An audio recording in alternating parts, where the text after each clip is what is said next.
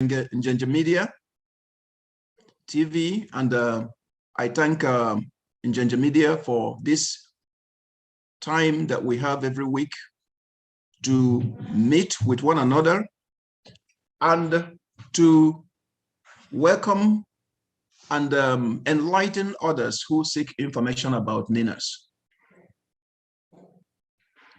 What is NINAS and who is NINAS? NINAS is Indigenous Nationalities of Nigeria. People from the indigenous nationalities, just like the Igbo, the Yoruba, the Efik, the Tiv, the Wari, the Urobo. All these people coming together and saying the constitution, the Nigeria that we see today is not the one that we agreed to form when our fathers started the nation. This is not in any shape or form the Nigeria that we asked for. And we seek a change. And we have the power to make that change. We have the right to make that change. And that is what we are trying to do. And that is what we are doing at NINAS. And some of you hear the word self-determination thrown around a lot. What is self-determination? Self-determination is simply your right to decide, your right to choose. In other words, your right to determine the politics, your political configuration, the culture, the right to determine the political, economic, religious, and cultural direction of your space. In other words, if I am a Christian, it's because I chose to be a Christian, not because somebody put a gun in my head and said, do it. If I'm subscribing to a democratic system of government, it's because that's what I chose. If I'm subscribing to a federal system of government as opposed to unitary, it's because I chose it through referendum, not because somebody is making me do it. That is self-determination, the right to determine what happens within your space. Anything short of that is not is a subjugation, essentially. Before we start, we're going to go through some ground rules, which we go through every week. One of them is a mute line when you are not speaking. Names need to be used. Sometimes you see people sign on with names that are not actually their names. You can actually join and be part of the meeting, but if you must speak to us, we need to have your name. If you have your phone right now showing a name other than what your name is, you can always go into Zoom and change that setting so it reflects your name. Provide contact info in chat. There's a place in Zoom where you can chat. You can put your contact information there, and so we can reach you. You can start asking questions on the chat.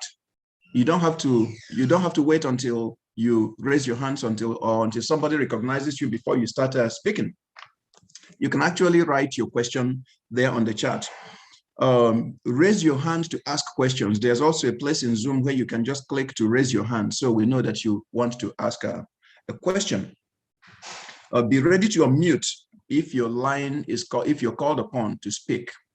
Right now, everybody is muted except me speaking. When we need to ask you a question, you will be asked to unmute. Do not repeat questions. If it's been asked before, don't even go back there.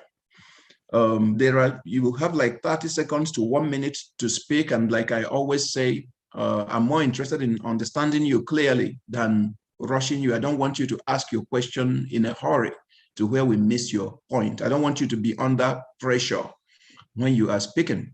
So just let us, I'm flexible in that particular one. And so I will be moderating. My name is Johnny Nosike, and I think Jean will be doing the technology, the selecting who is next. I think I have you also there, Donald Ebo, helping with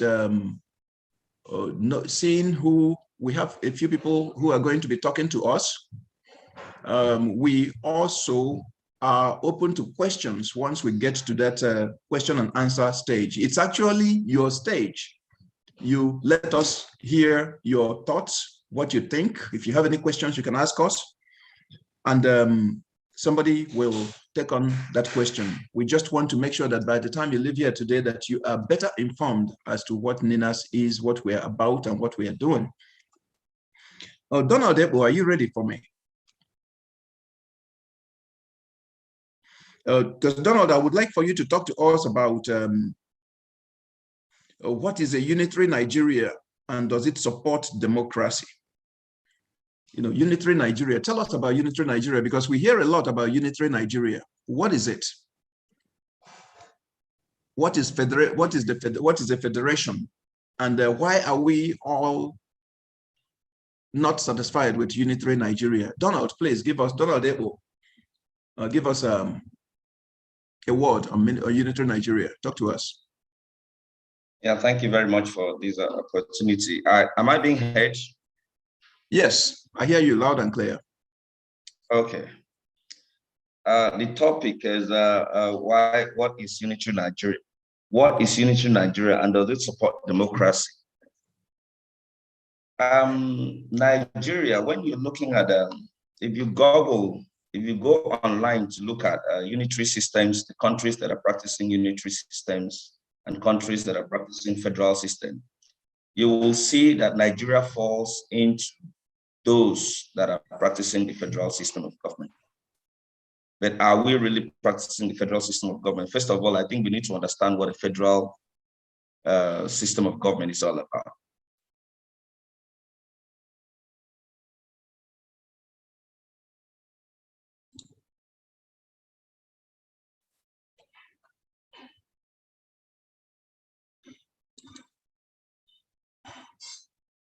Sorry, I had an interruption. Am I back? Hello? Yes, you are. Okay. Like I say, the word federalism actually comes from a Greek word called it's derived from a pact, like a treaty or a covenant. And why this form of system came to be was an effort to put people of different ethnic groups and nationalities together, you know, with their sovereignty, coming together, and people that have fears of control over by some other superior or supposedly superior ethnic nationality or the central government. So when you're looking at the federalism, it's like sovereign nations with their constitution, you know, coming to parts with some other nations by a treaty. That is, I'm going to run myself, I'm going to do what is good for my people, but I'm going to work with you on certain things, maybe like security, things that has to do with environmental, basically things that has to do with the overall interest of all the participants of the treaty. So that is how Nigeria came to be. Like we all know the history where our forefathers came together to say, look, we're different people. For us to be able to work together, we are going to, we had the Southeast region, we had the Southwest region, and we had the Northern region. Though then much later we had what did they call it? The Midwest region. And before the coup, the middle belts were working on also getting the autonomy, you know, because they all realized the fact that they were different people. So that was the original plan, a federal system, a core federal system where the center is not controlling and determining how the subdivisions live their life. You know, the subdivisions had the right to live their life and the way they wanted to. So that's a federal system. That is what we originally was meant to be. But on the other hand, when you look at the unitary system, if you look at its definition, it's basically about a state of affairs where the central government has absolute control over all the subdivisions that makes up states. You know, and the states usually, that is the subdivisions, will not have all the rights to do can only do very few things without the approval of the federal system, the central government. And if you look at Nigeria of today, the 68 exclusive legislative items has taken away all the rights from the federating units. Now, the federating units are a child's play when we say we're a federal government, because the federating units are supposed to be units that had the autonomy and came together in a part to be in partnership or to be in one nation with these other people. But where you have a central government that determines how the roads in your area are being done and when it should be done, they determine when you can go into industrialization, they determine how you can take care of your security. You absolutely do not have control about anything. You do not have control over your resources. The central government takes from your resources and gives you from it and shares around, So Nigeria is not a federal system, but a unitary system based on what we are seeing. If not for anything, the fact that essential controls of resources are being controlled by the central government and not the state government. And we can also see that in our judiciary system. We can see that in our electoral system. That is actually the bone of contention that we're talking about here. And when we have a central system in a nation that has several ethnic nationalities, and some of them tend to be controlling the others, find out that those central managerial items would be skewed towards to be in favor of the others. For instance, when you look at our National Assembly, the Constitution, the composition of our National Assembly, already we are going to look at it in the North and the South, because it has always been so when they say it's the North against the South. The North has 19 states, the South has 17 states. So now, if you have 3 senators from every of the states of the Federation, you find out that you're going to have more Northern senators against the Southern senators. So if it gets to where you have to take decisions based on simple majority, the South is going to be run at a loss. Same thing in the Federal House of Representatives, where they come based on the number of federal constituencies. Who creates these constituencies? If you see, basically we have a total of 360 federal constituencies, and the Northern region has 191 of those 360 constituencies, and the South has 169. So if there is any decision that has to be taken that is supposed to favor the South or favor the North will always have its way, because the North has 191 federal representatives as against the 169 federal constituencies. Looking at that, based on those federal constituencies, you now move to where they talk about polling units. Recently, Nigeria used to have, about 25 years ago, Nigeria had barely, I think 120,000 polling units. That was in the 90s. But shortly before the 2015 election, that was seriously, that created so much divides between not just the political parties, but the regions in the country. The then INEC chairman created additional, I think he created additional polling units. I can't get the exact figure, but I think was about 30 something. The South had less than 5, the South had about 5%, and the North had about 25. The South had 5,000, and the North had about 35,000 out of the 40 new polling units. And each of the polling units is supposed to cater for at least 500, a maximum of 500 votes, voters. So now, if you are determining a vote based on the number of polling units, you find out that you are bound to have more votes from a certain region against the other region.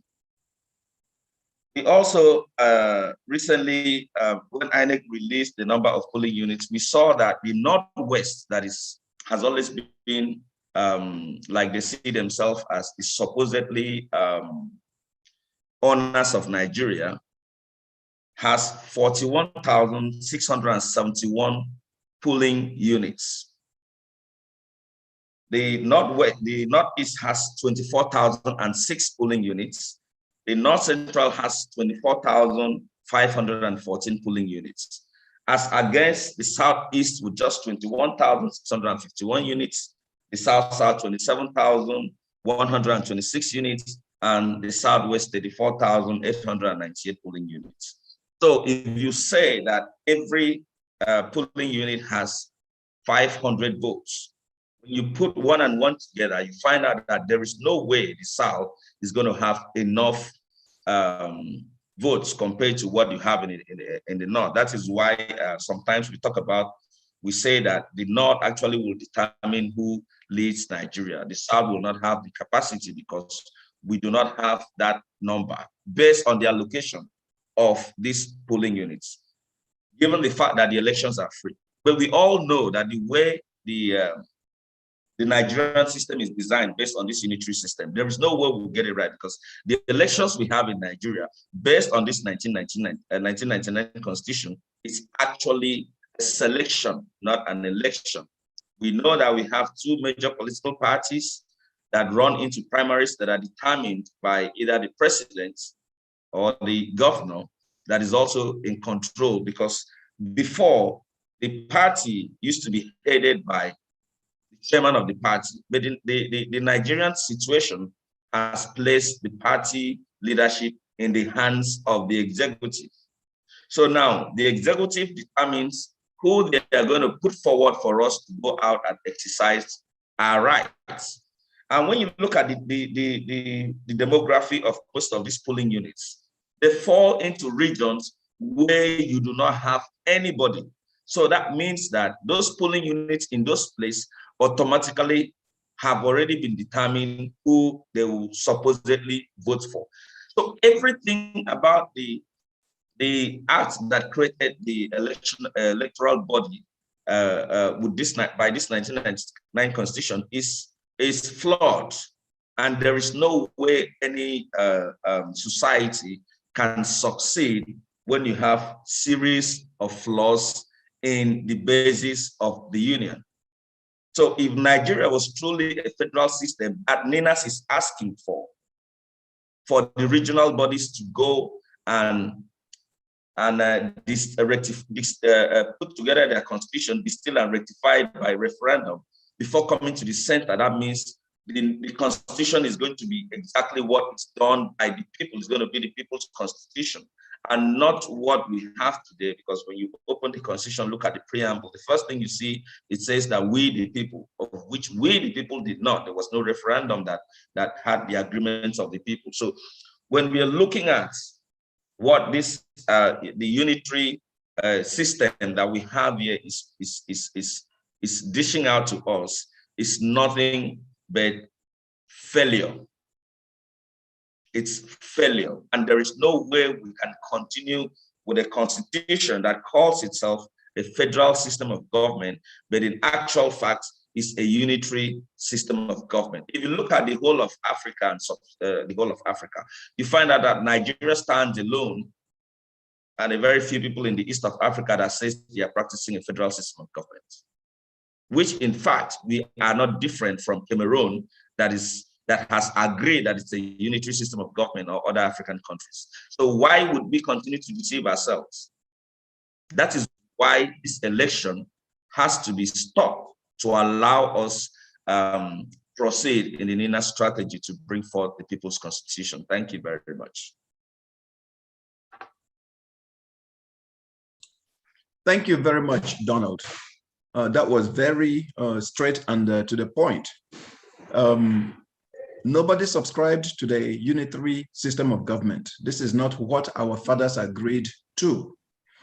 isn't it interesting that even though the Middle Belt is politically seen as, was politically seen as part of the North, that Middle Belt is not even able to produce a president of Nigeria under the 1999 Constitution? How many of you have sat back and said, you know, next election, maybe we should have some, I mean, we have thought about who in the Middle Belt can step up. How come the Middle Belt is not stepping up? How come we have two Fulanis fighting each other for the presidency? Where's the Middle Belt? Many of us were screaming at the top of our lungs. Why are they not stepping up? But there's a reason why Buhari was on the other side and Atiku was on the other side of that, were the only two people who could be president in the last election. So these are consequences of that constitution. These are consequences of the unitary system of government that we have. Jane, I think you're going to talk, I'm going to ask you to talk to us about I think there was a speaker, Vincent, that was supposed to be with us to talk about the consequence of unitary Nigeria on the ethnic nationalities and the people. I'm going to ask you to take up that, to talk to us about that. He's not on the... No, I think Dr. Mo is supposed to handle that. Dr. Mo, is Dr. Mo here? Yeah, I see Dr. Mo. Oh, okay, then Dr. Mo. Yeah, Dr. Mo is talking about the consequence, yeah, of unitary, yes. Yeah, to the ethnic nationalities. So Dr. Moses, where are you? So you just, there he is. If you can unmute. Okay. So I'm asking him to unmute. Okay, yes, I've unmuted. You're welcome. If you can introduce yourself real quick, yes, and then talk to us, that'll be awesome. Oh, yes. Okay. Thank you, and good evening from here. I think Donald Echo has already laid a very good foundation for which I can land very quickly and easily based on the definitions and the little talk he has given on the unitary system that has kept us here where we are, you know. And of course, if you're a student of politics, you see that there are pros and cons to every subject. One of the advantages, which is the only one I'm going to mention here as concerning the unitary system, is not anything other than the fact that you can make decisions very quickly. In any case, there's only one person at the top, so you can easily make decisions. You wake up from sleep, you just make decisions, you know. In the kind of world that we live today, I don't see any advantages to that. And you also mentioned very clearly, looking at all the systems that have been put in place that are already subjugated and pushed to the brink, you know, which is one of the things I just want to highlight very quickly, that in a unitary system, one of the things that we see is that because it is not inclusive, you know, before you get down to the local people, it's a long way there. So you have the tendency of ignoring the local people, and this is why you see that whatever is done from the top does not get to the local people. I mean, here we are talking about how governors collect all the funds from the local government. If that happens, it tells you what will happen if the funds that is supposed to get to the local government are collected by the governors in the first place. How about infrastructure? This is why all our local governments and places have they are not even motorable. And how you would understand that there are a lot of the agricultural products from those areas do not even get to where they are supposed to be used. So we're living in a waste, and all of this is due to what? To the unitary system of government. Another thing again that is very critical before I jump off to another thing is the fact that when you have a system where the power lies directly and at the top, you know, history has shown that when you give power to a single person, it is only the tendency to abuse it is 100%. And so this is what we have even in the case of Nigeria, where the president can wake up today because he does not like your face or does anything just by sensational, you know, exigencies. He can just make a decision and it will rule and it will go. You know, so this is the unitary system is a very dangerous system that gives the power to just a single person. And we're talking about an entity that is over 200 million people. So you can see that. And then when that happens, it creates directly, it creates a slavery mentality where the people do not have a say. This is an apartheid against the minorities, not just the minority tribes, but even the minority systems, because I mean, where you have all power in just hinged on just one person, the rest of the people are going to suffer it. And that's what we have in the case of Nigeria. This flows down from the power, it goes down to the revenue sharing, the assets. In the case of Nigeria, going by what you can see the classification that Mr. Donald gave, Mr. Donald Epo gave. This is why you have everything being skewed completely towards the northern part of this country. You know, by that division, it shows that there is no way the South can ever have a say. It does not just matter. The moment they decide anything, that is what is going to happen. And then this same system that creates this class division also empowers this same class to have all the wealth, making sure that all the other parties do not have enough resources to cater for our people. And once that happens, you can see classically what we have in the case of Nigeria. Once it is skewed, everything follows. This is why you have a nation that is over 200 million people. About 70% to 80% of that population are living under the poverty lane. This is what makes Nigeria the poverty capital of the world. There is nothing more. It is this same unitary system. So this is the effect. This is the consequences that a unitary system is causing a nation like Nigeria, you know. And when you have all of this in place, it is just natural. It will give birth to insecurity when you have people, graduates and all kinds of people who do not have access to basic amenities. They can't move, they can't have anything. This is what we have today. It has given birth, the children that he has given birth to is the insecurity that we're facing today. You know, this is why we can't move everywhere. And the insecurity in Nigeria is taking a dangerous tendency because the Nigerian factor is very unique, you know, with the social, cultural and social religious biases that we have. And then we have the complete genocide that is going on, especially in the northern part of this country, that is supposedly supposed to be majorly Islamic. And we can see from all the regions of the Middle Belt who are majority Christians, it's just a total annihilation of the Christian community that is going on from Benue to Taraba to Adamawa to Southern Kaduna. This is what is going on. It is the result of this. This is the fruits. These are the children, the tendencies that are accrued as a result of this military system. So land grabbing is all.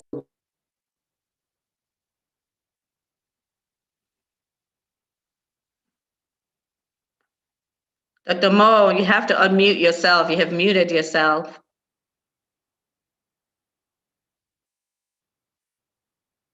You need to unmute. Okay, there you go. Okay. Oh yeah, he's back. It was giving me a signal that the moderator does not want me to unmute. So okay. Oh no, I was clicking on the. Yeah, go ahead, please. If you can hear me. I hear you very well. We can hear you very well. Yes. Okay. Yes, I was clicking to ask you to unmute. The consequences, the effect. Oh, I see. Okay.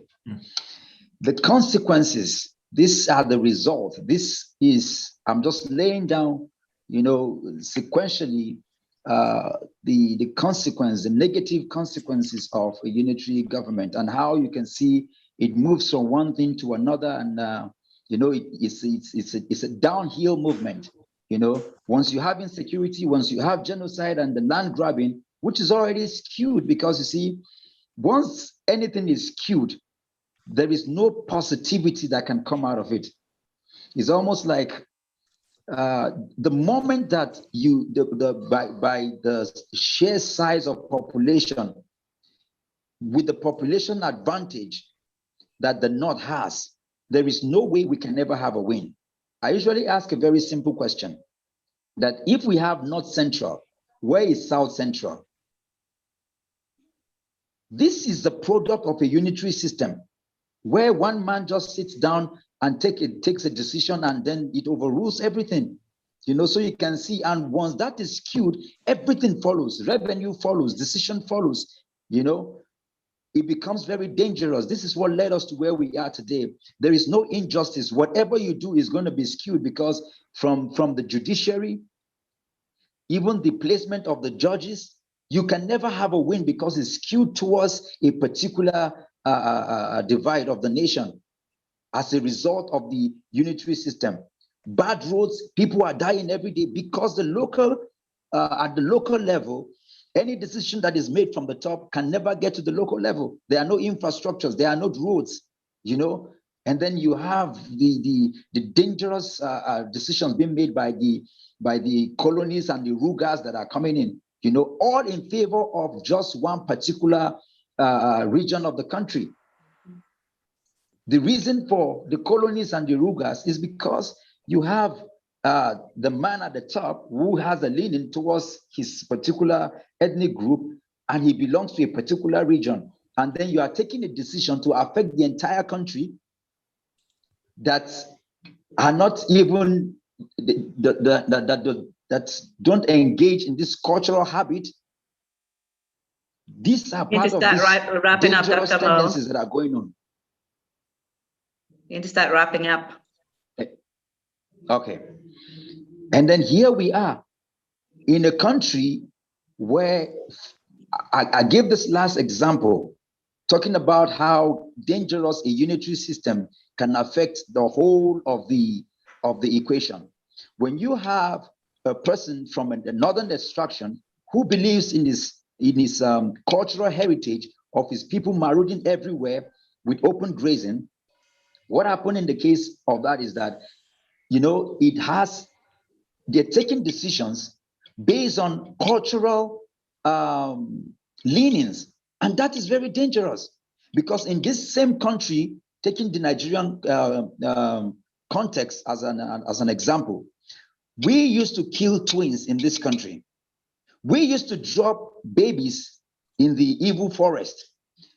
Children, girl child we used to mutilate the vagina of the girl child. These are all cultural heritages that have been completely removed. Even the disenchantment of the woman's right to their heritage. All of these are cultural heritage that does not exist anymore. But because we live in a unitary system where a person from a particular ethnic group believes that he has to enforce the cultural leaning of his people, you allow open grazing all over across board in the country, which is causing the death and the killings that are going on. These are the consequences of the unitary system. It's a big disadvantage. It should not be allowed, and it should be discontinued by every means possible. Thank you very much. Thank you very much, Dr. Moses Paul. Sorry for that confusion there as to who was speaking. I was looking at the text I received on who was speaking next. I totally agree with everything that you said. There's a lot wrong with the system that we have in Nigeria. And you know what I find when I communicate with Nigerians who still don't understand the solution that we bring to the table, the solution that NINAS brings to the table, is that many of our people still see Nigeria, still see the problem as this, they are daunted by the magnitude of the task. It's like, how can you change that? They look at the Nigerian system as though it was made by God, as something that is immutable. It is so big that mortals can't even dare touch it. What they failed to realize, what some of these people failed to realize, and I must report to you that more people are realizing what the truth is, that this is very doable, and many countries have done it. This is not something new. This is actually what this has been done in so many places. Brexit and all that, it's all under this self-determination, under the things that we're doing. What happened in South Africa, there's a multitude of references where what we are trying to do, what we are doing in NINAS has been done. Nigeria was not created by God. human beings got together and said, let us create this space and call it Nigeria. Imo State, Abia State, Lagos State, these were all created by human beings. They got together in a room and decided that these spaces must be. They brought in lawyers and wrote the laws that governed the place. All those things can change. All those things can be changed. When the people who own the space get together and say, it is going to stop now, and we are going to do something new, we have the total right to do it. All these things are doable. People have built nations from scratch. So what we are trying to do is not something that has not been done before. Look at the history of the world. Nations have start dates. Some have had end dates. It has been there. So I want our people to free our minds from this idea that this is some gargantuan experiment that is beyond the comprehension or control of mere mortals. This can be done. Thank you. Is Honorable Ogarako here? I see him. I saw him a minute ago. Yeah, I'm going to ask him to unmute. Please unmute, Honorable. Okay. Okay, good. Thank Honorable. you very much. 2 minutes. Oh, yes, please talk to us about who has created the problem and what we have in Nigeria, today, and what is their plan? Tell us a little more about this, how we got here. Honorable. Thank you very much.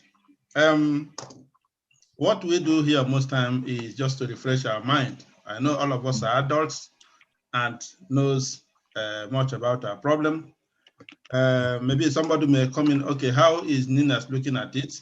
Maybe that's why we are presenting ourselves and maybe reviewing ourselves, creating the meme. Yes, as we can know, Nigeria got independence in 1966. Before this independence, our forefathers came together, just like Donald has explained before now. And then, even though it's not what they wanted, however, the colonial masters wanted them, you have to come together. Then in order to come together, they know they are existing bodies.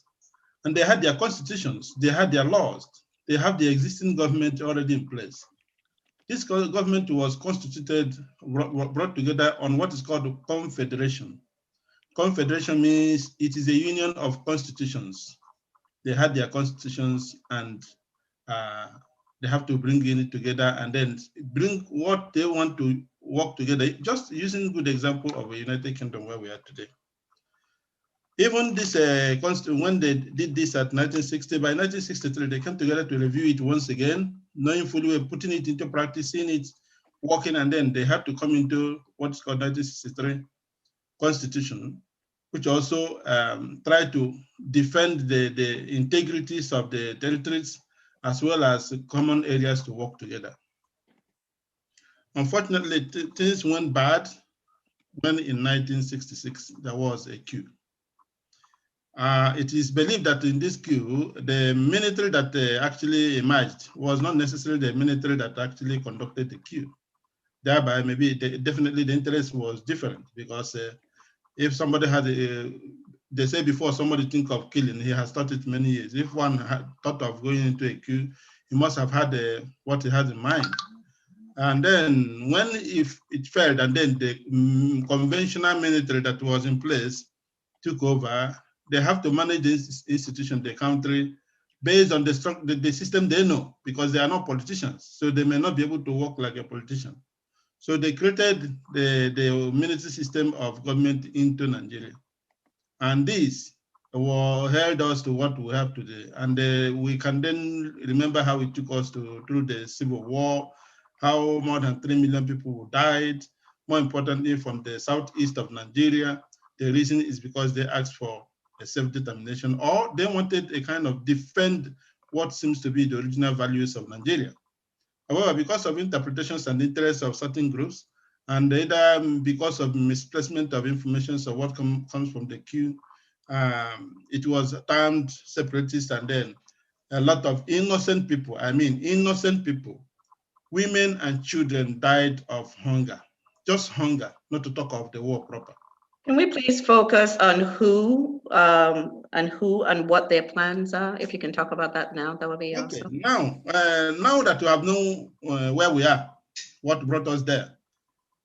The politicians all this long, people who have come into power from time to time, has always tried to give themselves all the benefit. In fact, they have created this as a club, and people who knows the value of this club does everything it takes to get there.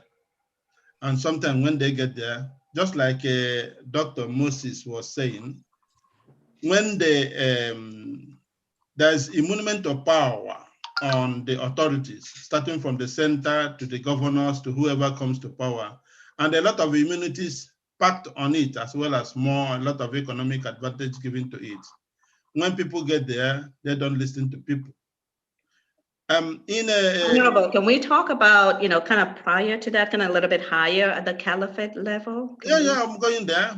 So, having said that, there is this perception from the onset of the intentions of most of our earlier leaders. Remember those who quoted that they will use middle belt as a winning tools, and other areas are conquered area. When some leaders has this type of impression on the country or people that call themselves a country, what do you expect? And there are people who are diehard today trying to keep this idea or working on this idea, put it this way. And this is exactly what kept us where we are. People do not want democracy actually to play a place. People don't want fair play in a relationship. People don't want responsibilities, and people are not accountable to the people they say they are serving. This is where our problems are coming. And who does this? It is the politicians. Why? Because when they get in there, from the high salary, which is greatest in the world, even a senator in Nigeria gets more salary than the president of the United States, not to talk about it. A senator in Nigeria gets more money, more salary than the president of the biggest and most richest country in the world, the United States. Then times it by the number of senators we have, times it the number of House of Representatives we has, times it by the number of governors we have, times it even with the presidency and the workers, as well going back to the even local government when they are given opportunity even to have their own way. So the Nigerian economy spends almost 90% of its money earnings in maintenance of the political class. Okay, can we wrap up if that's okay? If you can start wrapping up. Having said this, for us to be able to move on as a good country, we have to create an institution that the leaders are responsible to the people.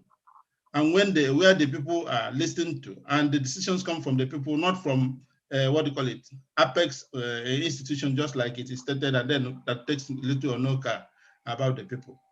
I think this is one of the areas that is disturbing us, and that's one of the reasons why we must dismantle this fraudulent institution called Nigeria, because the basis of which relationship, which gives the root to all these issues, are the Constitution, and is not helping us. Thank you, and God bless you. Oh, thank you very much. And Johnny, if I may just kind of redirect a bit, one of the key things that we wanted to kind of point out here is that we have a Fulani minority. They're not indigenous to Nigeria. They came to Nigeria, mainly back in the Osman Danfodio days. And they have now staked a claim that this is the inheritance given to them by their grandfather. So that's the Fulani Caliphate. And if you see what's going on in Nigeria currently, you'll see the influx of Fulani coming into Nigeria from all over, from Mali, from Chad, from Niger Republic. You see Arabs coming in because they are saying that they're going to dip their religion to the ocean. But these are not moderate Muslims. These are jihadists.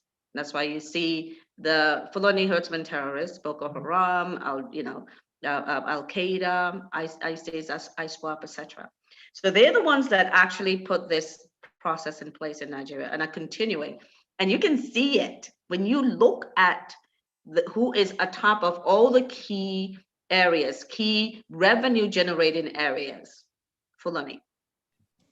Our president, Fulani. And so this is kind of what their plan is to take over. When you see that 3 to 4 million people have been displaced from their lands, you see the land grab. Ruga is a colony. Open grazing is a way to bring them into all of our societies, giving them guns while the rest of us don't have guns so that they can operate, right? And we've heard it time and time again. Okay, so when we Yes. look at what's going on, that's really what they did in Lebanon. It's what they're trying to do in Nigeria. And we all need to be aware of what that means so that we can stand up and be clear on what's going on and what you and I need to do to turn things around. Hand over back to you, Johnny. Thank you very much. I'll pick up on something you said there. You know, when you seek employment anywhere, they ask for your background information. They run a criminal background check on you to see what you have done in the past. Let's look at the Fulani for a second, following up on what Jen had just said. They came in about 200 years ago, landed around Sokoto. Look at the ground that they occupy today. No space was given to them willingly. They killed the people and took their Absolutely. took their land. They continue to do this. They keep shifting and shifting and doing it and doing it. They got to the middle belt. The warriors of the middle belt repelled them. They said, heck no. And they fought for it. It wasn't a peaceful truce. It was not something that they arrived at peacefully. The warriors fought to keep them from advancing like they were. That's why you have that middle belt border right now. That's why we're even talking about TV and the other people in that region right now. These people take people's spaces, they kick you out of your home, they kill you, and they take over your space. They have been doing it even as recent as the past year. They continue to do it. So if you're still sitting there thinking, well, they'll change their mind, they will not. They have done it for 200 years. This is their plan. This is what they do. So anybody playing ignorance, defending ignorance or whatever, that's on you, because this is their character. You know, you can get rid of this character is deep. They want your house. They want your land. That's what they're about. And did Vincent join us, Jen? No, I'm going to go ahead and talk about. Okay, yes, that's who I actually mistook for. I'm going to make this really quick so we can talk about the 2023 election. I mean, pretty much what actually is giving them the impetus to do what they're doing. I'm sure I should have everyone immediately answer the 1999 Constitution. That's what's giving them the impetus. Because there's so much in there. It's mind-boggling. Supposedly, we the people are the ones that put that Constitution together. It's either we're all idiots, our parents were idiots, therefore, their parents were idiots, where we put together a Constitution, where in chapter 1 of that Constitution, we take away the rights to any benefits. Yeah, chapter 1. Section 6, subsection 6C says the court cannot hear any cases on chapter 2 benefits. We really must be idiotic to do that. And then we go forward to say that federal character is not enforceable either. Wow. So the caliphate has put their people, if you look at NNPC, look at the top 20 names. DSS, look anywhere where there's money, see what names are there. And then we go even further, we idiot people. We told them to take our assets, our oil, our coal, our palm oil, all the stuff that we have. And we say, Bayelsa, Abia, and Imo, for instance, oil producing, said, no, we don't need the revenue. Let Kano State take most of the oil revenue, and we take less. You guys seeing what I'm talking about? That's in that Constitution. Oh, do you think that the numbers are even? You remember, there's the northern region, the western region, the Midwest, and the eastern region. Well, now the 3 regions do not have the share that they should have had in this Nigeria, because it has been changed based on land size, local government area, and population. everything that favors what we're calling apartheid. That means everything is going to flow up to the north. That's why it's important to understand who put this in place. Because once you dig into that constitution, you will see what's going on. Even the number of senators, as Donald said, that's skewed. House of Representatives, that's skewed. So the possibility of having, I don't know if Donald talked a little bit about the number of leaders, whether they're military or civilian that we've had, so you can kind of see how the middle belt to the south are kind of blocked out. But then what brings it really close to everyone is the recent statement by the northern groups. They said, oh, now we are ready for restructuring, but we will not rotate the presidency. The only way you can make that statement is to know that you have a lock on that presidency. That's in the Constitution. Okay, so when we're talking about how they were put in power, it is that Constitution. When we ask about how they're staying in power, it's what Honorable was talking about, is the election process.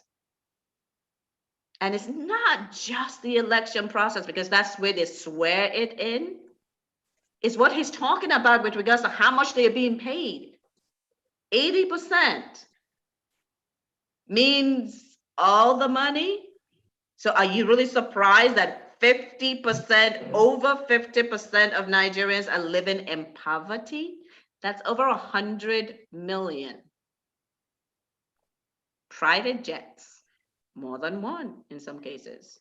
Lamborghinis, Ferraris, houses overseas, palatial houses. And so now the managers have now become the elite. The people who are supposed to have the power and have the benefits are now the beggars. And so that's going to kind of lead us into talking about why we must shut down the 2023 election. And I'll hand over back to you, Johnny, so that we can start on that. Oh, thank you very much. I think anybody who still doesn't get it, I'm glad that we're having these things. There are, of course, like Honorable Ogarak pointed out, there are people that are joining us for the first time, but it's very clear out there as to what the danger is. And if you haven't yet, please read up the constitutional force majeure that was activated on December 16th, 2020, and see what NINAS has done, the framework that solves this problem. Having said that, I see Pastor Ephraim. Is Pastor Ephraim here or Tumba? I thought I saw Tumba earlier, but I don't. Yeah, I saw Tumba. Yeah, because I think some people have been bounced out. Let me see. Okay, let's see if Tumba is here. She was I saw her. No, she's not here again. She's not here right now. Earlier. Right. Oh, okay, Yeah, okay. but it's okay. If we can just go ahead and start the panel discussion on, why we must shut down the 2023 election. We've got, Dr. Mo can unmute, Donald, unmute. Johnny, you're going to be a big part of that discussion because that's really the key of what we're talking about today. Okay, because we're at this pivotal part, and I see Akuche, you can unmute as well, because I know you are passionate about that subject. So what we're going to be talking about now is, why is this 2023 so important? So Johnny, if you want to kick us off by talking about what the constitutional force majeure means and what it has done, and why they're so intent on that 2023 election. Yes, the constitutional force majeure, the first part of that, you hear constitution. There's a force majeure because there's a constitution that we did not make. In other words, the framework, the platform upon which Nigeria sits, being the constitution, was not made by us. It was a criminal document that seized our assets, subjugated us, and has created the poverty capital of the world in a space that is one of the wealthiest, one of the most naturally endowed spaces in the universe. On Earth, I don't know about other planets, but as far as we know here on Earth, I don't want to claim universe with, I don't know much about that, it's too big a space, but on Earth, there are fewer, more endowed spaces on Earth than that Nigeria space, where the Nigerian state sits. And yet it's the poverty capital of the world. It's a direct result of what we have seen. So the owners of the land came together and said, no, this has to stop. And we have the right to do it. And this is what we have done. Individuals just like us got together and made that constitution. And then you have another set of people representing the ethnic nationalities in that space coming and saying, no, we are going to dispute that document because we did not make it. And that is where we are. We activated that constitutional dispute, and that has brought us to where we are at the moment.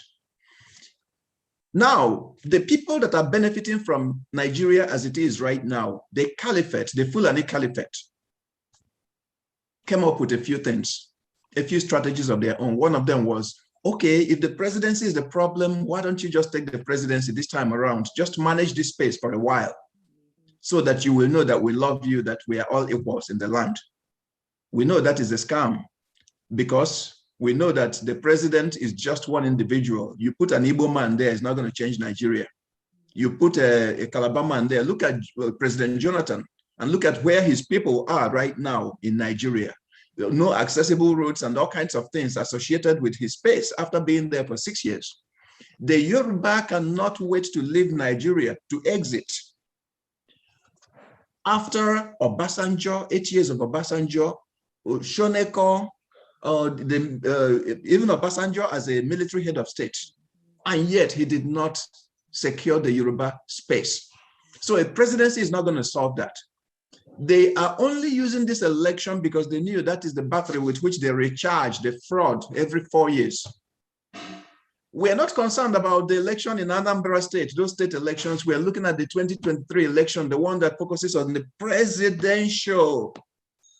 And the senators. Exactly, and the senators. So we are not going to extend that. Under this 1999 Constitution, this matter has to be addressed now. If not now, when? If you hand over the sovereignty, if you continue on the same path, what we're saying is that the next 4 years are not going to be better than the current one. So it's either it's the devil or the deep blue sea. I mean, I wouldn't say, yeah, that's not even a good comparison. You just have to, we can't have this election. It should not even be something we even accept. Even it's kind of like the devil or the legion of devils. The legion of demons. They're still coming. Exactly. So we can't renew that 1999 Constitution. We cannot proceed on that Constitution, and that is where we are. And I'll let others speak. You know, why that election, it's very important that we have to stop it, is because most of the things you see, most of the political class would say, they are doing it constitutional. Every point in time, they say it's constitutional. Oh, the Constitution says this. Oh, this says this. The Constitution is basically the basis of our union. So as long as they say, oh, I did not just come in here, I was not appointed, I came here constitutionally, meaning that he has 4 years to remain in that office. And when you add 4 years to 4 years, it's 8 years. You add another 4 years, it's 12 years. You add another one, is 16, and it keeps going to 20 and so forth. So if 2023,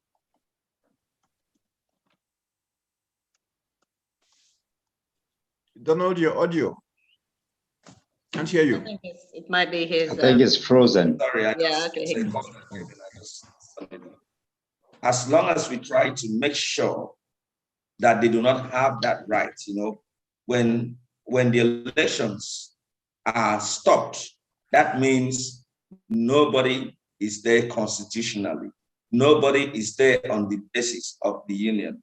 Nobody has that right that the Constitution, written by a few people, gives to all of them. So it's very important that we first of all pulse that basis of the union.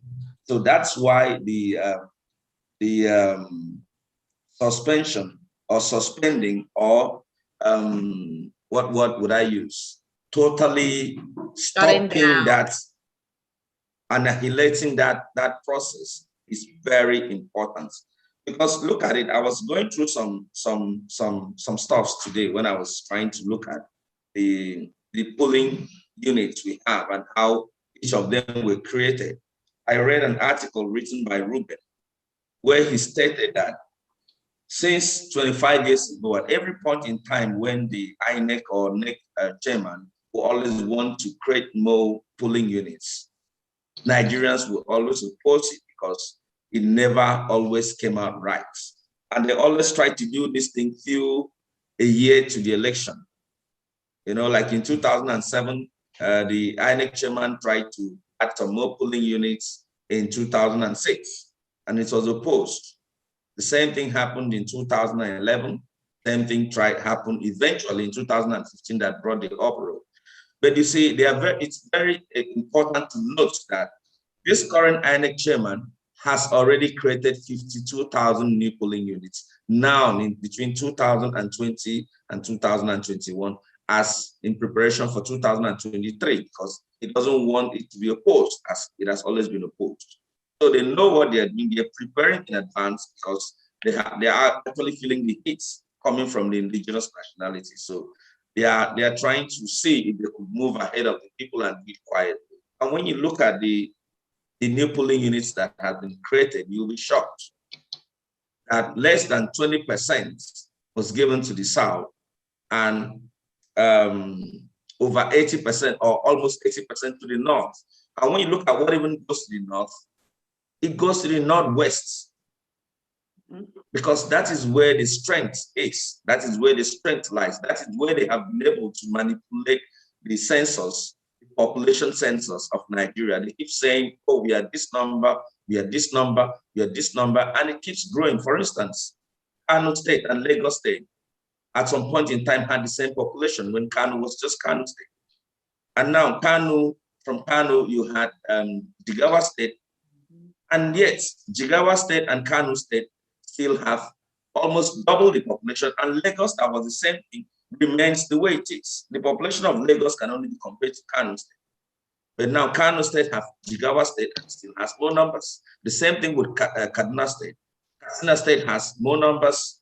Kaduna State has more numbers. So it keeps growing. For every state that's broken, you have more numbers. So there's a manipulation in the census that allows them to see reasons to create more federal constituencies and more polling units and more wards that gives them an advantage against the South at every point in time. So it's not something that we have to allow to continue by any means. Absolutely. Carry on, please. My dogs are making noise. Okay. Oh, Dr. Mo, did you have a comment? I was asking you to unmute, Dr. Mo.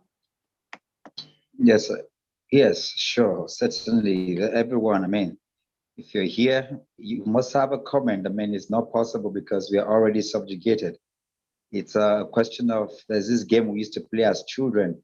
What they've created right now is a question of, I pass here, no way. I pass here, no. There's just no way out for any other tribe in this country. The whole road has been blocked, you know? And yes, I would reiterate some of the things that Donald has said. These people, they are really wise people. And, you know, in denial to thinking that they're docile and backward is part of what has led us to where we are today, you know, and that delusional mind that we've had all this while, because they would use all kinds of things. They will use, they will come through the guise of religion. They will come through the guise of, they've used all their guys, but all the devices that they've used are out in the open right now. Sadly, it is still a fraction of us that are still pushing for this. So I know I know very strongly that even in our religious houses, we have so many people. In the same way, we have people who have this soft spot for the Boko Haram. There are a lot of people who have soft spot for the Constitution, and these people who have set up this Constitution. And that's because they've used all kinds of divisive means, diabolical means. They create counter conspiracy theories, in the same way, the people who have continued to rule the world all over keep doing. This is what they keep doing. And, and I'm just wondering that some of the things that we have to do, number one, I know that we have to create massively, and in quick succession, a raise of awareness. Our awareness campaign anywhere you find yourself. You find yourself in your home, your children must be educated, your workers must be educated, your church, you will have to use every platform given to you, from the Twitter to the Facebook to the clubhouses, everything. In everywhere we are, we have to find a way to bring in something that will give people an awareness. It has to become a second religion for us if we must win this battle. And then also, I know that for this battle, there has to be a spiritual angle, because you see, these people are very diabolic. The 2 occasions that I went to give ransom from this kidnapping, and we're talking about this particular ethnic stock, the people that I interface with and what I told them, they have a way of, when they take these people, it's almost as if you have out-of-body experience. You just become a sheep that just goes before your slaughter. You don't even have you're not even thinking of escaping. So this is why also even our military are not able to defeat some of these people, because they have all kinds of diabolical means. So I understand that the church has a critical role to play, but it's not just the church. We have to see, and we have to bring spirituality to the center stage right now. In the same way spirituality is deployed in the world and the field of science to creating things that are helping our world today. This we must deploy. There's also a military angle that we have to deploy to this. How we're going to do that, I don't know yet, but I know as a fact that we have to deploy a military angle.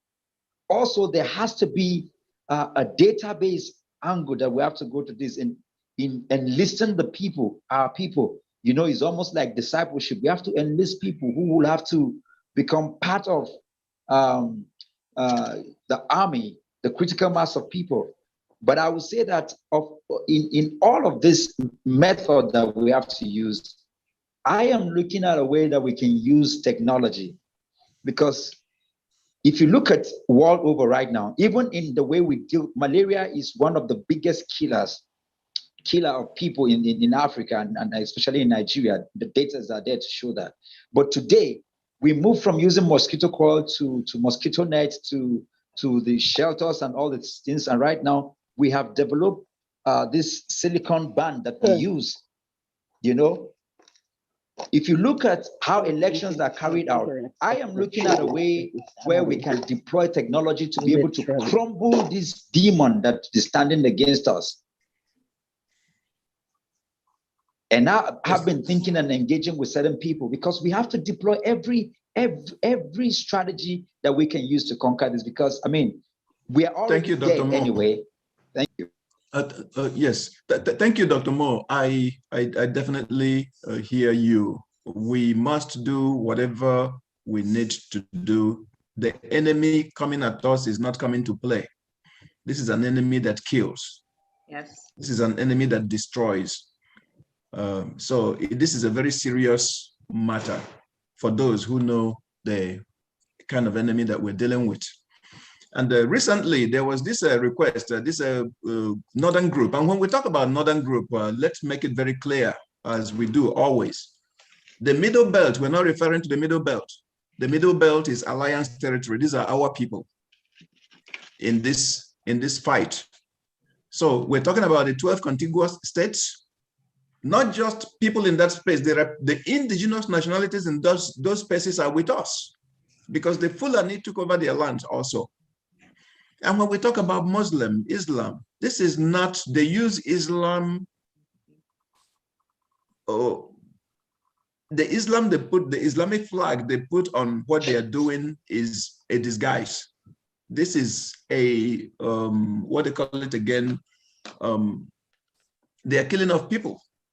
This is a Fulani agenda. It's not a Muslim agenda. The Yorubas who are Muslims are not killing anybody and taking over their space. So we understand the nature of this enemy and what they're trying to do. And recently, this group from the north said that made a request to the National Assembly that that a Biafra, is it? Yeah, they are strong. You know, that Biafra can have. Buhari should organize a Biafra referendum, so Biafra can go. That's the next topic that we're going to talk about. Yeah. And when you look at what they're saying, it's usually about IPOB becoming suddenly Igbo. Most Igbos, including myself, are not part of IPOB. But they're taking this organization and making every Igbo person IPOB so they can use it to do what they enjoy doing, which is kill and destroy innocent people in the Southeast. And I want us to talk about that. It's I mean, funny. If you recall, Johnny, about the dot, how they want to isolate. See, exactly. This government is they really don't want to touch Ninas because it's an alliance. That alliance has power, right? Exactly. So they're trying to see how they can, kind of like just focus on one small group. And then try to get everyone to go against that. If you recall, there was a time that they said, "Oh, IPOB is going to attack Lagos," and they put out all kinds of things trying to break this alliance. And that's why and it's IPOB quote, and then what they mean by IPOB is Igbo. Exactly. And they're trying to. And I'm going to share something with some of our brothers from other parts of other ethnic nationalities that are not Igbo. There's a frustration among the Igbo with a frustration that many of us have shared for years is how things, an individual Igbo person does one thing and then everybody is, it is given an Igbo, suddenly all of us did it. Just like Nzogu and his friends doing a coup and all of a sudden Mama Ngozi in the street is being hacked to death, who has no relationship whatsoever with Nzogu and Adem Oyega and the rest of the people that did it. Was not even from what we call the Southeast today. It was not from the Southeast. It's not even Southeast, yes. But President Delta State. Yeah, but he's Igbo though. He's Igbo from the middle. From the south, in the south today. And then you hear things about people tell you hold you accountable for what Ironsi did, what this person did, what that person did. Even the Constitution. Some people have told me, "No, be your brother, right? I'm Ben Nwabweze." My goodness, I never heard of Ben Nwabweze until a few years ago, maybe 2 years ago. I don't know the man. People in my village don't know who Ben Nwabweze is. And Ben Nwabweze did not write a constitution. It was the military that brought him in as a lawyer and told him what to write. And they are the ones that decided what went in there. They brought in Rotimi Williams, and Rotimi Williams brought in Ben Nwabweze. And they came in there to put in the framework together. All this stealing of land, taking over ancestral spaces, and seizing the assets of all the ethnic nationalities. That was not Ben Nwabweze putting in there. But people would just pump it on Igbo. And then all of a sudden, we all made the constitution that put us in this space. So that is a usual frustration that many of us have had. And that is a propaganda that the caliphate, that the president is trying to apply once again against Ndi Igbo using IPOB. So we Igbo, if you have been to an Igbo meeting when we get together to meet, everybody wants to be heard. No one person speaks for Igbo. We are all, it's a very Republican, very democratic space. So this whole idea of it's this group, so let's go kill Igbo. That's not who we are as a people. Okay. Thank you. Let's give some other people a chance to kind of talk about it. Akuche, I know you're ready to talk about, let's shut down this 2023 election and tell people why, okay? So if you can jump in there, that would be awesome, because that's kind of like the topic that we want to make sure that everyone understands how really important this is, and we cannot miss this opportunity. Go ahead, Akuche. That's right. Thank you, Jean, and thank you everyone who's spoken on this, and thank you everyone who's here. I think by now we've all heard the adage or the saying that goes, doing the same thing repeatedly and expecting change is insanity, right? That's where I want to take this off from. It's ludicrous, it's madness at this point to go into another elections. Under what constitution should be the first question we're asking?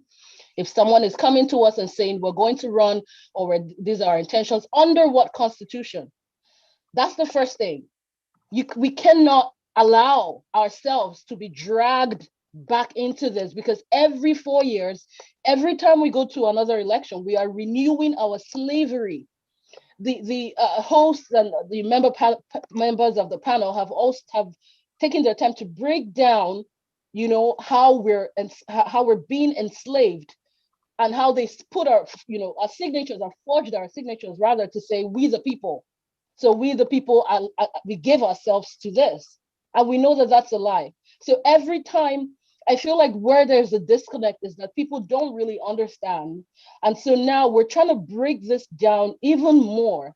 The grassroots, if we can say to them, for example, this is a strategy that we're trying to use from another aspect of the Vola media, which I'm part of as well. This is another aspect we're trying to use, where we take the 68 item exclusive list, right? We take that, and then we pick some points from there, and you take this to a layman, someone, because if you come and you say to an average Nigerian who has not eaten, mind you, they're looking for the next meal. They're looking for how they're going to pay their children's school fees and all of that. The hardship is unbelievable. And you say to them, oh, the Constitution, they're not listening. They don't understand what that means. But when you say to them, the reason why we don't have light, look at it here. The reason why the roads are bad and people die on the roads when they just want to get from one point to the other, they have a ghastly car accident and the roads can't be fixed and all of that. This is why. The reason why, if we just take one or two and we start to break that down, people will understand. Because I said something recently to a couple of people. We're having this conversation, and when we were growing up, we used to always say, oh, NEPA people, we curse them, we insult them, we chase them with sticks, and they're coming. But NEPA is not our problem. Our problem is the Constitution, because we don't have the ability to generate power within our own states, within our regions, because it's at the exclusive preserve of the federal government. When we start to break this down, people will be, I feel like they might be more likely, and then we have power in our voice, our social media. A couple people already spoke to this. It's so important that we come together to always say something about this. When we see an opportunity, dedicate that time, because you don't know who you're gonna, who's going to see that, and tag the right people. If you see something, you're tagging the ICC, you're tagging United Nations, you're tagging Amnesty International, you're tagging POTUS, and then of course Nina's is working really hard to have workshops where we can teach people how to effectively, that's the operative word, effectively use social media, because we have to get this message out, right? And another, I think lastly, before I go, is I just want to say that with this 2023 elections, right, the only people at this time that are going to be pushing for that are the people that it's benefiting. Absolutely. Right? The senators, the governors, and all they are the ones that is benefiting in that same constitution, except you have the backing of the North. No minority, no Southerner or middle belter can become president. So what are we really talking about here? Right? So I think I'm just going to leave it here at this point. We can't afford to go into 2023. That would be the worst thing to ever happen to us. We are so close. In the 16 UN based, Jean, maybe help me out here, the points that we're following for the UN self-determination, right? We're just on number 14 and 15 out of 16. Right. We are so close. Yes. Right? And if we all can see that vision and we run with it, before you know it, I can almost touch it. We're this close, and I'm very excited, and I'm really happy about this. And I just pray that, we all come together to push this vision even more, because this is how close we are. Thank you, guys. Thank you very much. Now, one of the things that you have to recognize is that if you recall, the president was against restructuring, the Northern elders against restructuring. But you've seen that move, right? You've even seen the move about, oh, let's amend the Constitution that they didn't want to amend before. But we can't be deceived. Exactly. They have taken your sovereignty, your ability to determine how you are governed. They've taken your assets and they're giving it to somebody else, right? But then their assets can't come to you. Zamfara Gold, let's see, what southern person is getting Zamfara Gold? No one, because they have charge of it. And yet, the oil and all the resources in the middle belt of the South is divided to everybody, right? How about the stones from the middle belt that were given to Dangote? Yeah, oh yes, of course. Dangote has a monopoly, right? Has a monopoly, he has his own private landing gear for his things to come in, and the price keeps going up every day against the people. Guys, the plan is clear. Starve them to death so they're easy prey. And how are they using, what are they doing? The political process. They're eating 80% of the revenue coming out of Nigeria. That means that 50% of that in abject poverty is going to be 70% pretty soon. $600,000 plus for a senator, 109 senators. Do you want to do the math? And yet, when they wanted to cut pay, they wanted to cut the minimum wage from 30,000 naira to, was it 18? While leaving the pay for the senators. Now, which one is going to help the most? So guys, they're paying them off to keep that constitution in place that enslaves us. I should not even be telling you that you need to shut down that 2023 election. You should know that by now. Because those guys do whatever. But we need to waken our people. They are not the people in power. They are just the managers. We own the land. How many of the governing elite is there? Gotta wake up, people. Gotta wake up. And we're gonna wake other people up. And I see Honorable Ogarako, you had your hand raised to make a statement about shutting down, why we have to shut down the 2023 election. Yeah, just confirming what you just said. What was seen to be impossible before now are now becoming possible. The Northern youth asking the federal government, the National House to conduct a referendum on the Northern elders supporting the same thing. Even recently, Buhari announced that if the Senate approves a restructuring, that he will sign it. All these things are issues that you don't talk about before now. And now that they have seen that we are no longer there, they are trying to use it to distract people. And I know some people are interested looking at those things. That is not where we are working. Issues we should know here clearly is that, let me put it this way, I believe everybody knew and has been feeling the pitches of the injustices in Nigeria, but not many knew what to do, because a lot of power was concentrated on still concentrated on the authorities, and I think that's one of the more reasons why they kept military so long in our system, and they took them time to take it out, because this is the area it was more easy for them to manipulate us. Most time when you see a military coming, you feel it's a military. No. Everybody has their color. Everybody has their color. It doesn't go out. And it is those military government that they used to even to create some of the good part of the situations we found ourselves today. Just like the creation of states, and then the creation of all the structures that has kept Nigeria the way it is today. It is done by the military. So does it mean they don't know what they're doing? Okay, somebody may try to as well, just like Nosike rightly pointed out, it is your person, eminent lawyer that wrote the Constitution. Yes, most of these legal luminaries, we are used, first of all, to paint the draft right.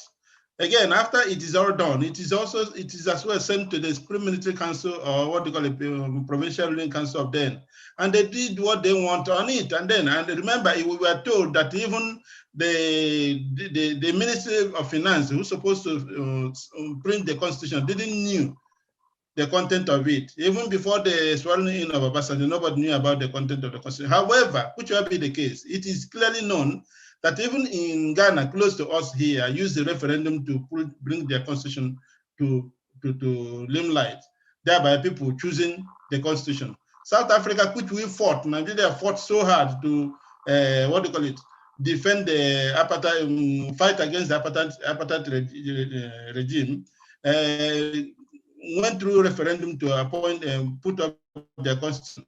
Algeria, Burkina Faso, name it. Why others should do it right and then it's only Nigeria that cannot, because some people feel that we can do everything, anything we want and it can go their own way. No, no more, no more, and no more.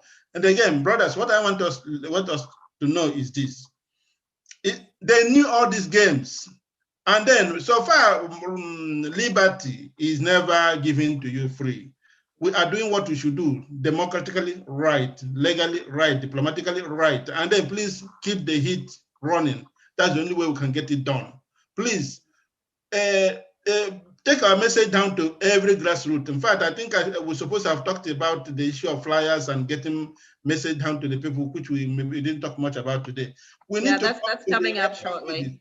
Yeah, we need to come to the right languages and get to the people to the right, in the way they will understand what we're saying.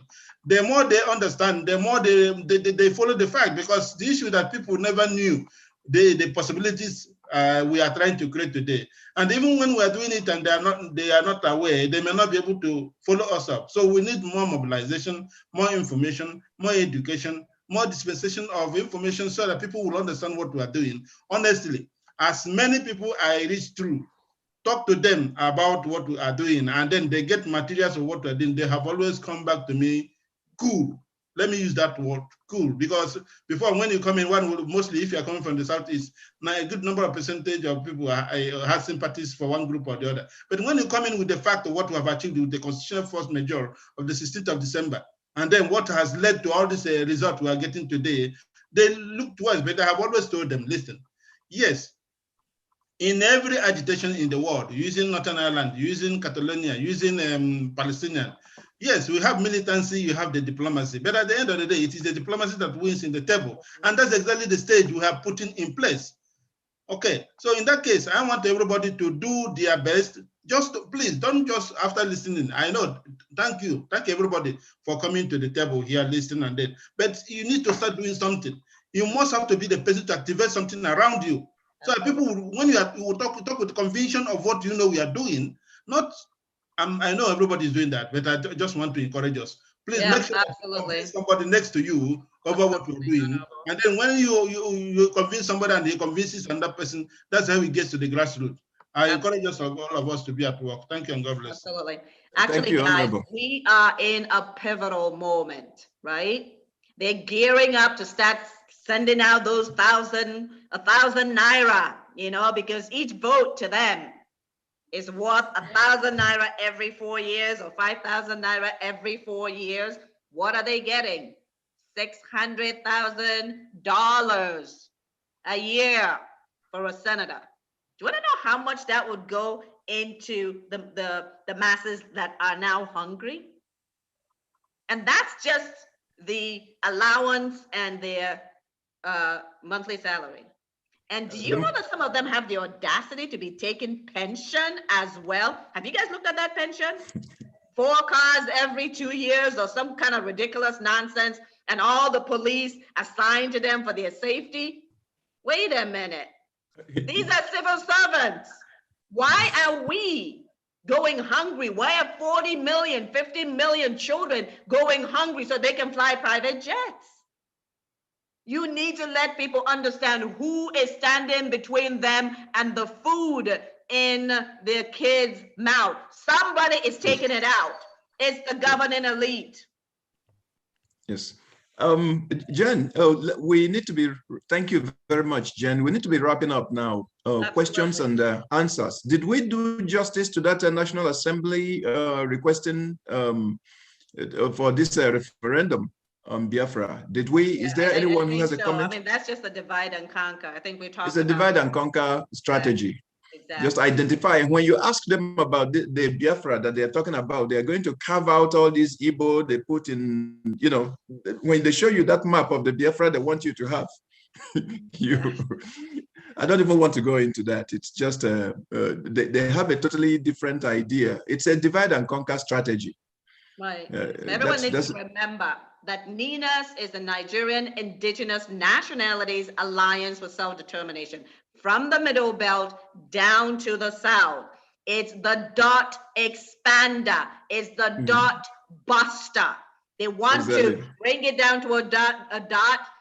We are here to say no, that you cannot deceive us anymore.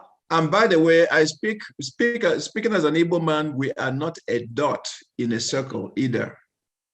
We are not landlocked like they try to make us. We're not. It's a very endowed area, natural gas, all kinds of things, coal. It's a very rich land. It is fertile that we live on. So anybody trying to oil, let's just go into with oil and gas. The Middle Belt to the South has got so much resources. So much. It is mind-boggling. But we have the leadership to actually put that into the global economy. Exactly. So it's a human resources, everything. It's a land filled with milk and honey. That's the way I would describe it. So anybody trying to minimize Ali Igbo, you know, because he wants to play some little politics or turn people against us, I want to look him in the face and tell him we have a beautiful land. There's no, we are not some minuscule, yes, from the Middle Belt to the South. Yes. God bless everyone. And if you have any questions, please speak up. Yeah. Does anybody have a question or comment? Guys, just a quick reminder again. This is the time where our voices are stronger, more powerful than their guns. Exactly. This is our time. You are the weapon. Exactly. I am the weapon. You've got to open your mouth. You got to use your Twitter. You got to use your Instagram. Yes. We are the weapons. Yes. I see Olaniko. Olaniko Akiwumi, please speak up. Yeah, okay. Good evening, everyone. I must confess I'm really enjoying the conversation so far. Although I've been joining and I've not really had the opportunity to talk this way. Yeah, I observed something, sirs. When I look at the steps for the self-determination, I found out that we have gotten to 14th and 15th. And I worked from my own findings as well that it was rally time, that to mobilize our the citizens of the alliance region. But I see more of that in the southwest, which is the rally going on in the southwest, from Badon to Oshun to Ekiti, then to Kwara, then coming to Lagos by July 3rd. I was thinking, is there no way, since it's an alliance, that a particular date can be chosen, and every alliance states or region or a particular city in the alliance, that everybody will have that the same day, right? The number of people that will come out will be massive. It will be a day, right, for the rally for self-determination. The Middle Belt, the southeast, then the southwest. Do you get it now? So it will be as because we don't have the opportunity of TV. It's some of us that could go on YouTube. Yes. That could see these things. Some of the people that we talk to in the buses and the rest, the way they say it, some people believe NINAS is just another political party. Like I wrote in the comment box. Yeah? Right. Some people one that of the things that we do address is the fact that, you know, because the Southwest is homogeneous, you know, NINAS has focused more on the Southwest, right? Because it's very homogeneous. Now, the Middle Belt and the Lower Niger, there's a lot of work going there because of the Charter of Relationships that need to be in place. So we're in the process. That's kind of gearing up, and you're going to start seeing some things happening in that space. But we needed to make sure that because we do have a homogeneous group, and you do know Prof is the chairman for NINAS, we wanted to make sure that we did have that up and going while we were working through the rest of the alliance territories. Okay, so that's kind of what's going on there, but that is kind of coming up. And Donald, there's work going on, yes. And Donald for the South, because they are getting close to actually doing that there. Okay. All right. Yeah, we are working on something like that. From what you said on Alekon, very soon you are going to see something like that happening in Uyo and Yenebu at the same time. We're working towards that. Yes, I comment. Donald, I know the question he asked. I didn't want to go into details, planning details on those matters. Yeah. We will be. You will be informed when the time comes privately. You know, this is a public thing. Such arrangements, when they happen, we announce it when it's the right time to announce. Yes. So let's but yeah, I can assure you I can assure you that's coming, right? You know, it's not something that hasn't been thought about. Yes. I just want to assure you of that. Yes, not everything that NINAS does that we put on the you know, in there at the right time, you will hear about things that are going on. We have Ikeme Funa on. Yeah, do you have a question? Thank you very much. Can you hear me? Yes. Thank you. I am very much impressed today. A lot of things have been said, and my only request today is whether we can have a recording of this conversation, because this is more educative since I have ever been attending this forum. So for us to disseminate it, send it out, it explains a lot that people do. And again, I wanted to say that our people are waiting. They are receptive because of what has been going on. So I believe they don't need much prompting. All they needed is, what do we do? How can we do it? So if there is something like a heads up of what we can be doing, or what the people will be expected to be preparing for, it will be a very good move. Let me touch also on what Dr. Moore said about something using technology, but he didn't finish it. And I think it is very crucial that we explore that area. And also, more importantly, I have a lot to say really. Everything now is converging to psychological warfare. Buhari has used it. He has tried to divide us. So we have to send a message, and that message should come from the South, indigenous of South. They should now come out and pronounce it, that whatever, you know, I don't know how they're going to do it, but to let them know that there is no doubt, that we're all united in together. So, and it has to be a very powerful message delivered to them. Thank you for now. Oh, thank you very much. I must tell you that the South, Donald, I can actually let you speak to that, or anybody or somebody else from the South, but the South has spoken loud and clear. They have said clearly, in fact, some of those programs were on Njenje media. It's no, the South made it very clear that this is not 1966. We've said that very clearly. It's not 1966. Can I just the different problem, because we are in the same regional block now, the Lower Niger area. So we are a single block. The Buhari is trying to isolate an area to do what they love to do best. Because if you really wanted to, or whatsoever, you have this group of Northerners that said they're taking the National Assembly to court, asking them to suspend the review and commence a referendum. Why are they concerned about the Southeast?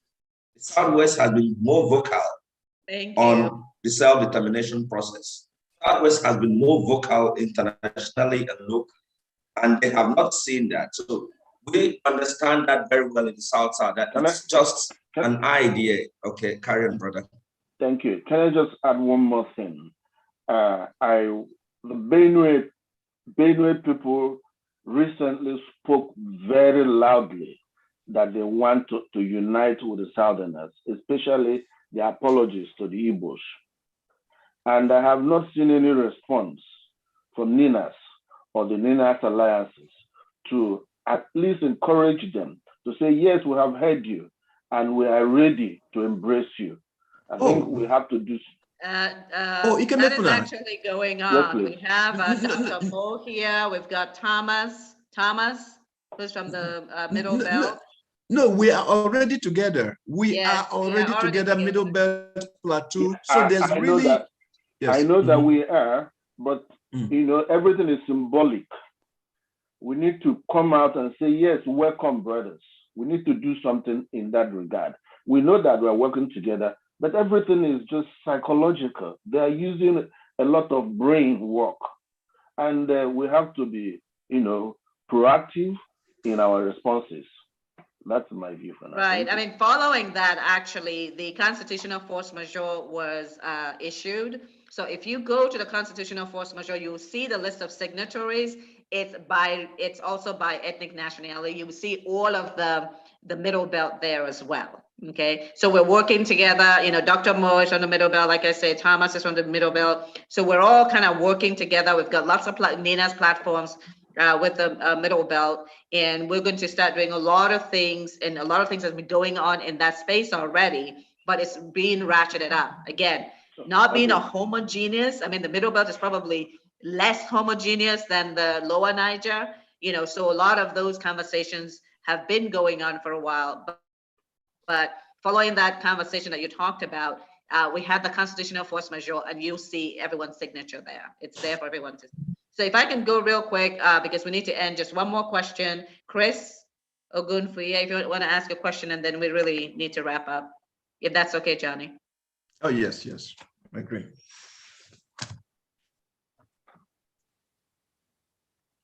Chris, you need to unmute. Okay. Yeah, my question is, what structure do we have in place for those creating awareness? Because recently I've seen a lot of them getting distracted and also castigating each other. It's like they losing focus on exactly what we should be doing. Okay, can you expand a little bit on who's castigating whom? Yeah, from YouTube, I've seen a lot just castigating each other, like some trying to bring the past of the like of Igboho, comparing him with Oluomo and all sorts. So a lot of that is been going on. So for me, it looks like those who are actually creating the awareness are actually getting distracted from what should be our focus. Yeah, I will not say that at all. And the reason why I'm going to tell you that that is not distracting is that we've had an explosion in the number of people signing the petition demanding referendum. And I mean literally an explosion. Okay, so yes, we might see a few things here and there where people are making comments, but on the ground, we've got on the ground presence a lot in the Southwest, you know, working with the churches. We're starting to put that in place in the other places, right? And so you're always going to have a few, you know, bad apples are going to make some noises. But the core group, you know, the majority of the people are moving forward. We're seeing a lot of innovation in the way that they're getting the information out, the videos that they're putting together to help people understand how to navigate the referendum, to get the video so that they can actually understand, you know, what's going on. You know, there's just, I mean, there's in the past month, and Johnny and Donald, you can bear me witness, we have just seen just a lot of people an getting explosion, pretty much, you know. An explosion. And, we're not exponential yet, but I'm pretty sure that in another month or so we will be exponential because of the things that's going on. So don't believe the stuff that you see out there. Things are going extremely well. When you see the president talking about he's going to go to restructuring, you know things are going very well for us. Okay, so just one more question, Mike. Ikemefuna, is that different from? No, I think Ikemefuna already asked his question. I think. Yeah, that's what I thought. I don't know if. Olaneko had just one thing, and then we'll stop right there. Just Okay. I'm just yes, Olaneko, just speak and Oh, okay. 30 seconds. Yeah, okay, yeah. Just 1 minute. From what I just heard about the issue of castigating each other on the YouTube, and no, it's not like that. Do you get it now? The Igbo is quite different from the MC Ulomo. Do you get it now? Now we are coming to Lagos, and as regard Lagos, we know that the Hoodlum has already taken over the whole sector in that place. So we need to warn them. We need to let them know that the rally is not a political gathering. So they must not use it, do what they did during what is it called, during the Census. You get it? Just like an awareness. It's not anybody castigating anybody. That's what I just want to say. Okay. Thank you. For the sake of time, we just thank you very much for that. We're going to have to end it at this point, and it's been fun. It's been educative. It's always a pleasure to be with the brethren, and I thank you. We're going to end officially now, and then we're going to ask everyone to unmute so we can talk to each other. Yeah, the link to the recording, Njenje has posted the link to the recording. So if you look in the chat, you will find it there. But again, if you want us to get you involved into the platforms and actually be active doing mobilizing, please drop your information and we'll get in contact with you and get you connected to the right groups. Thank you very much. Thank you very much. So we're just going to, Njenje can end the